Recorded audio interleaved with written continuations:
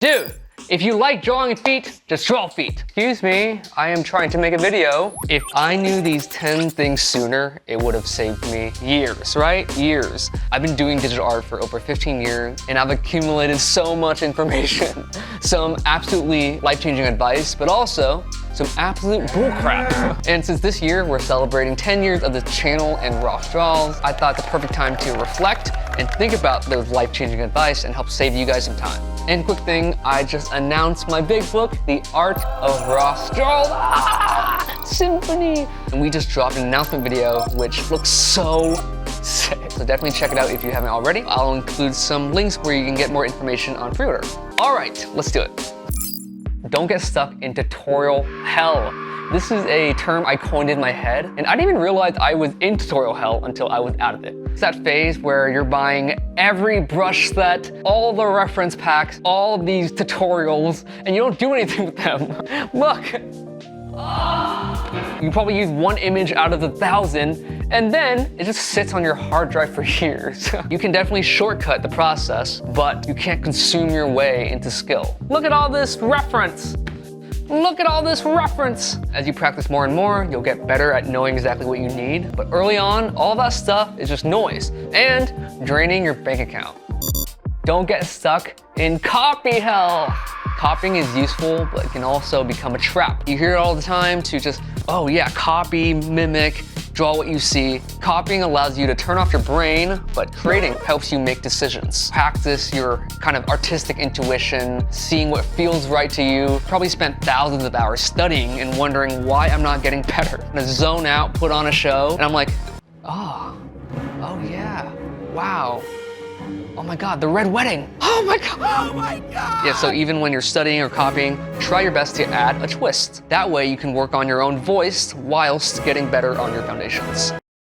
Fundamentals aren't optional, but they're not everything. I've seen artists spend years. They get really good at mimicking and copying, but when it comes to their own art, there's a little bit of a disconnect. Foundations are the building blocks which help communicate your art better, make it more readable and solid. At the same time, fundamentals aren't what makes you an artist. You are what makes you an artist. Your vision, your point of view, your perspective, your voice. And a good approach is balance. I love to think about what I want to be hired for. Back in my grind phase, I really love the exercise of trying to find a reference to study from and then adding my own twist and figuring out a way for that to harmonize together. Draw more. Yeah, if I could go back in time, I would have drawn way more. I see these amazing animators who can draw anatomy in any perspective and it just looks so cool and so sexy. Wow, I wish I could draw like you. And they're like, oh, I wish I could paint like you.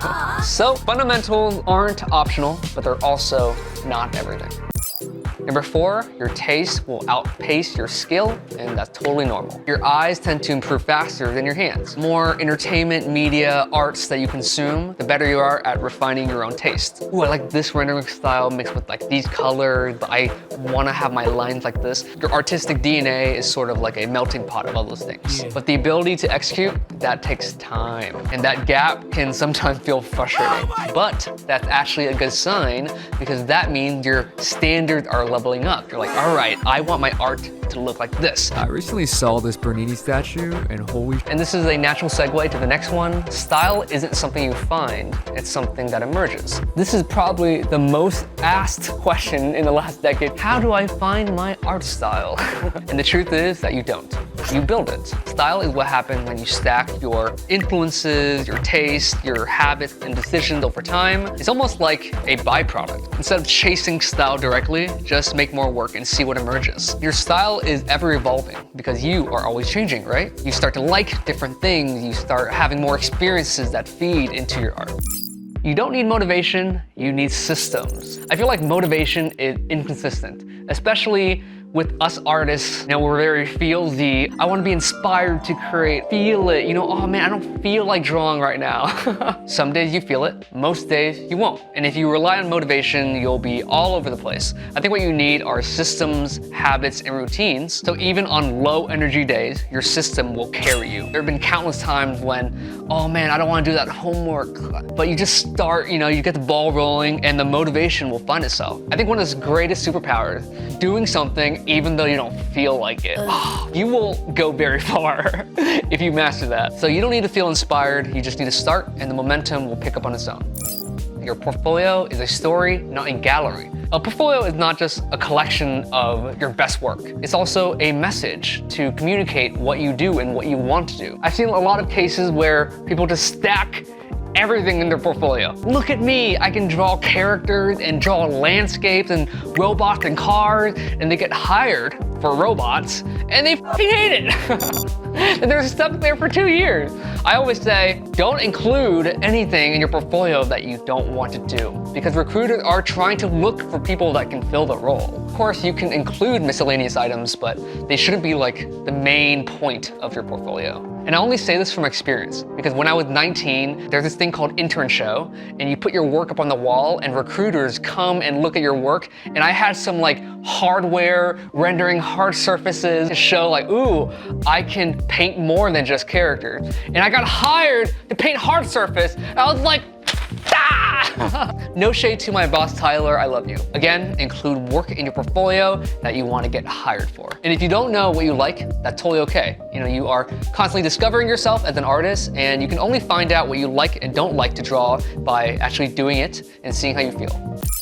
There's a difference between social media art and industry art. Social media rewards like the flashy, fast, beautiful, eye-catching, right? And industry work rewards clarity, problem solving, consistency. With the new wave of younger artists coming onto the scene with social media, maybe have a misconception that for me to be hireable at these studios, I need to be really good online, be flashy, and get known and be popular. But you can go viral online and not be hireable. And you can also be hireable and not go viral. And is one right over the other? No, it's all what you want to do, right? You will probably have phases. At the beginning of my career, I did a lot of TCG, I did video games, I did some movies, and now I switched to like a more kind of personal indie online space. Just try to envision and think about what brings you the most joy. Do you see yourself more as like a solo online presence, or do you want to work in the industry more behind the scenes? Just do both. Hello, what are you doing? Excuse me. Your voice matters more than trends. Trends, they come and go. What's popular now won't last forever.